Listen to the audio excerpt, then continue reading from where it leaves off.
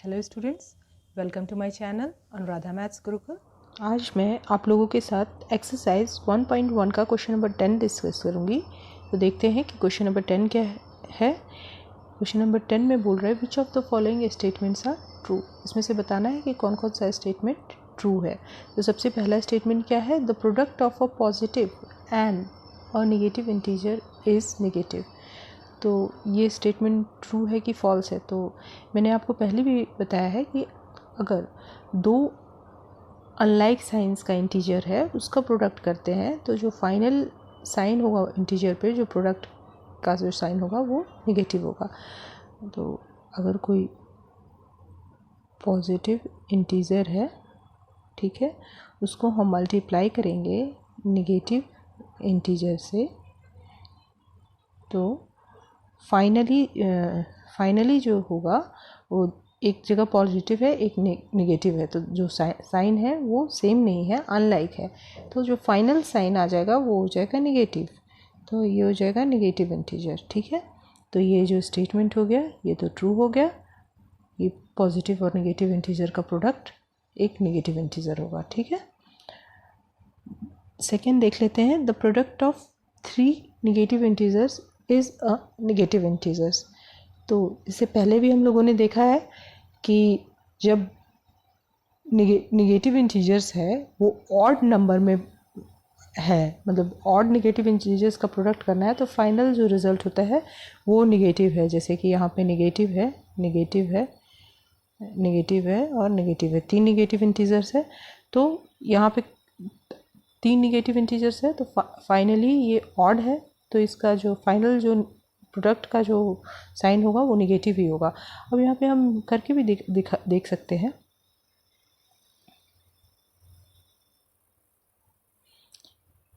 दो negative integer है, सबसे पहले इन दोनों को अगर प्रोडक्ट करेंगे तो दोनों का साइन सेम है, तो जो फाइनल आ जाएगा उसका साइन क्या हो जाएगा, पॉजिटिव हो जाएगा। अगर सेम साइन का होता है तो फाइनल का साइन पॉजिटिव हो जाता है, ठीक है।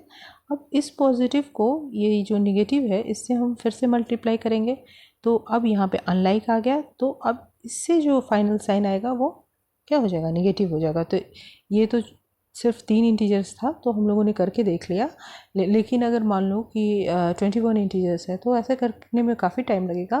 तो ये रूल है कि अगर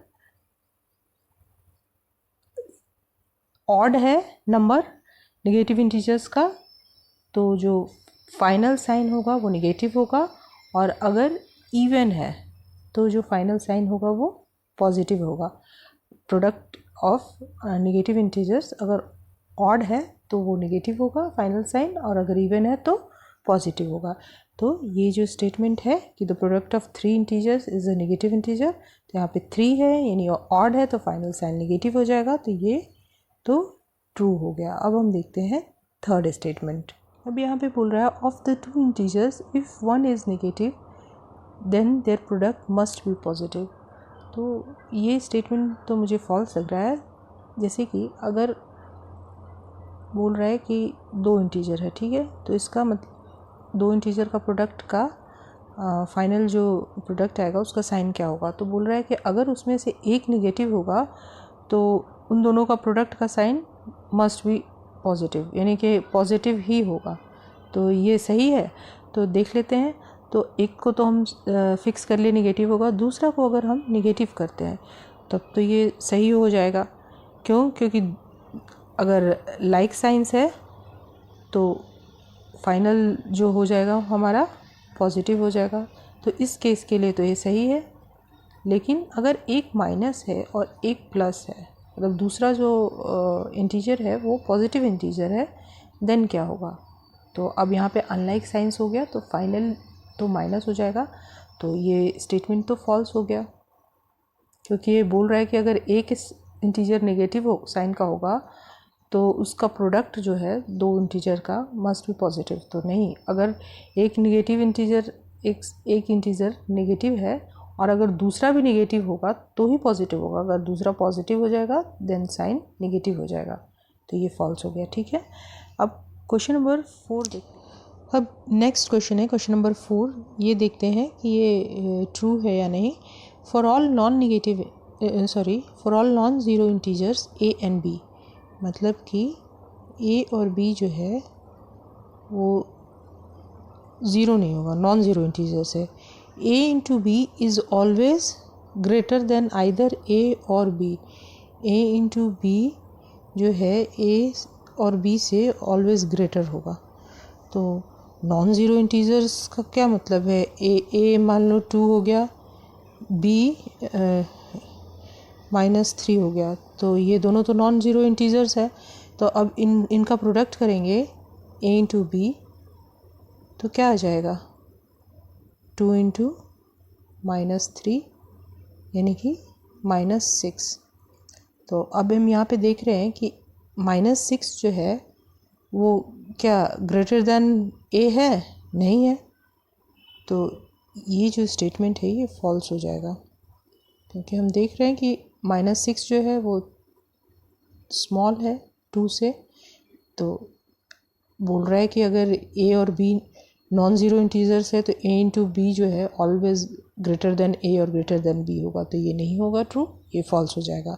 ठीक है, अब हम क्वेश्चन नंबर 5 को देखते हैं। The product of a negative and a positive integer may be zero. तो ये तो फॉल्स होगा। कोई भी इंटीजर है, मान लो a और b, ठीक है, the product of a negative and positive integer, तो जब तक इन दोनों में से कोई एक ज़ीरो नहीं होगा, फाइनली ज़ीरो कैसे होगा, नहीं होगा। तो इसीलिए ये स्टेटमेंट फॉल्स है। अगर ये नेगेटिव है और ये पॉजिटिव है, तो यानी कि ये नॉन ज़ीरो इंटीजर है, तो ये ज़ीरो नहीं हो सकता है। दोनों ज़ीरो होने के लिए a और b, इन दोनों में से कोई एक इंटीजर को ज़ीरो होना होगा। ठीक है, तो इसलिए ये स्टेटमेंट फॉल्स है। अब 6th को देख लेते हैं।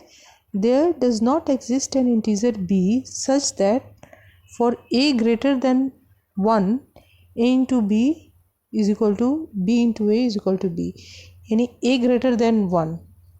इसका मतलब क्या हो गया, a का value 2, 3, 4 and dot dot dot, उससे 2 से नीचे नहीं होगा, क्योंकि 1 भी नहीं होगा, क्योंकि a ग्रेटर देन 1 है। तो a into B is equal to B into A तो होगा, ठीक है, इज इक्वल टू बी। तो ये तो नहीं हो सकता, क्योंकि जब तक a का वैल्यू 1 नहीं आएगा तब तक a इंटू बी और b into a is equal to b नहीं होगा।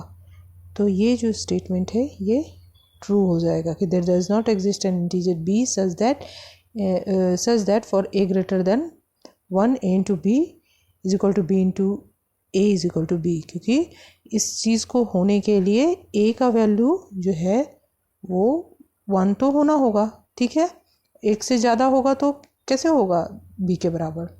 तो हमारे पास जो 6th स्टेटमेंट आ गया वो ट्रू है। ठीक, अगर आपको ये वीडियो अच्छा लगा तो प्लीज़ लाइक करें, शेयर करें और सब्सक्राइब करें। फिर से मैं आऊँगी एक नए वीडियो के साथ, तब तक के लिए कीप प्रैक्टिसिंग।